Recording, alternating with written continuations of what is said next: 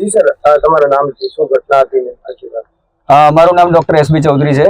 હું અહીંયા આગળ મદદની સંશોધન વૈજ્ઞાનિક અને અહીંયા આગળ ફાર્મ મેનેજર તરીકે કામગીરી કરું છું.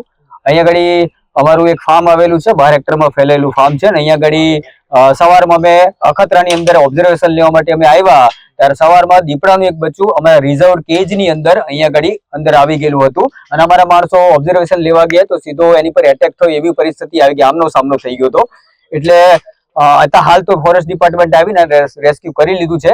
પણ અહીંયા ખતરો છે કે અહીંયા આગળ ઘણો બધો વિસ્તાર જંગલ જેવો છે અને અહીંયા આગળ અમારા સ્ટાફ અહીંયા ઘણો બધો હોય છે, એટલે થોડું સાવચેતી રાખવા જેવો આ જગ્યા છે. અને પબ્લિકને અપીલ છે કે અહીંયા આગળ વોકિંગ માટે અથવા તો અહીંયા આગળ કોઈ જોવા માટે આવે નહીં, કારણ કે અહીંયા આગળ મોટા ભાગે સંભાવના હોય છે કે દીપડો અહીંયા હોય છે. બરાબર.